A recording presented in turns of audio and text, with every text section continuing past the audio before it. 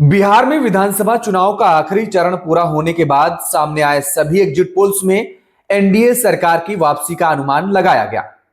NDA पहले ही कह चुकी है कि नीतीश कुमार ही उसके सीएम होंगे, लेकिन इस बीच एक्सिस माई इंडिया के सर्वे ने एक बहुत बड़ा खुलासा किया है।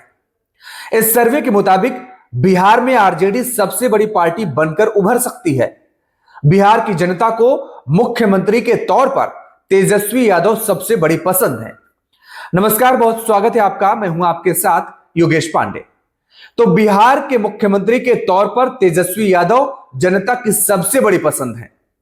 एक्सिस माई इंडिया के एग्जिट पोल के मुताबिक करीब 34% जनता तेजस्वी यादव को बतौर मुख्यमंत्री देखना चाहती है, जबकि नीतीश कुमार के पक्ष में महज यानी सिर्फ 22% लोग ही हैं। बिहार के सिर्फ 4% लोग प्रशांत किशोर को मुख्यमंत्री बनना देखना चाहते हैं। और बिहार की जनता न केवल तेजस्वी यादव को बतौर सीएम देखना चाहती है, बल्कि एक्सिस माई इंडिया के मुताबिक आरजेडी बिहार में सबसे बड़ी पार्टी भी बन सकती है। तेजस्वी यादव के नेतृत्व में आरजेडी 67 से 76 सीटों पर जीत सकती है, तो वहीं बीजेपी को 50 से 56 और जेडीयू को 56 से 62 सीटें मिलने का अनुमान है।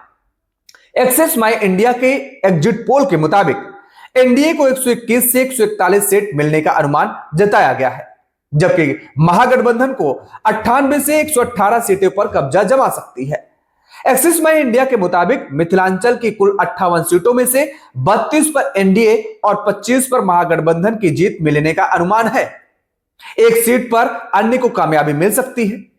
अगर वोट शेयर की बात करें तो एनडीए के हिस्से में 43 और महागठबंधन के हिस्से में 41% वोट आ सकता है, जबकि भोजपुर क्षेत्र में 49 विधानसभा सीटें आती हैं। यहां भी एनडीए का पलड़ा भारी नजर आया इस रिपोर्ट में, इस सर्वे में। इसे 42% वोट के साथ 27 सीटें मिलने का अनुमान है।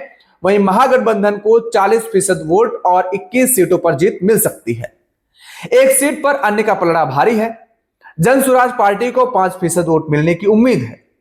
अब बात कोसी क्षेत्र की करें तो यहां के 31 सीटों पर महागठबंधन और एनडीए के बीच कांटे की टक्कर नजर आ रही है। सर्वे के मुताबिक यहां 16 सीटों पर एनडीए और 15 पर महागठबंधन मजबूत लग रही है।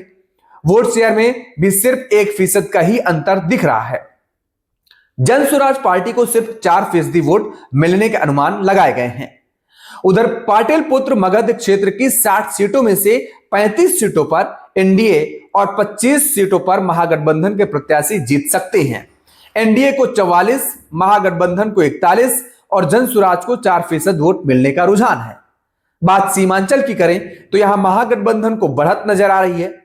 15 सीटों पर महागठबंधन और 8 सीटों पर एनडीए के प्रत्याशी विजयी हासिल कर सकते हैं।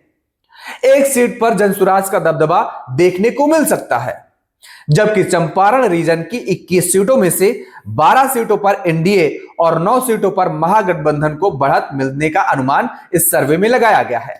जनसुराज का यहां खाता नहीं खुलने के संकेत हैं। हालांकि सर्वे के मुताबिक उसका वोट शेयर करीब 6% हो सकता है।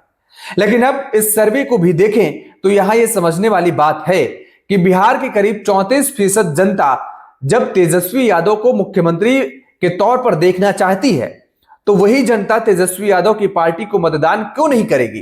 क्योंकि सर्वे में सीएम के तौर पर तेजस्वी को पसंद बताया गया है और नतीजों में एनडीए को बढ़त दिखाई गई है। यह कैसे संभव हो सकता है, जबकि आरजेडी के चेहरा ही तेजस्वी यादव यानी महागठबंधन की हम बात कर लें तो महागठबंधन का भी चेहरा तेजस्वी यादव ही थे। पूरा चुनाव उन्हीं के चेहरे पर लड़ा गया है।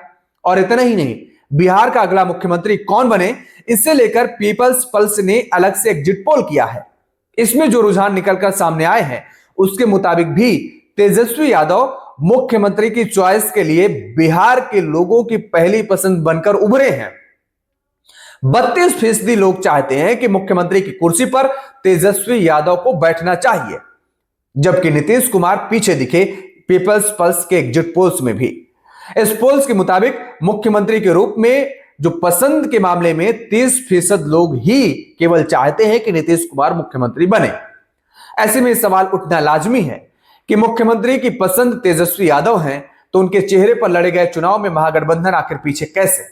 बहरहाल आपकी प्रतिक्रिया क्या है, कमेंट बॉक्स में जरूर बताएं।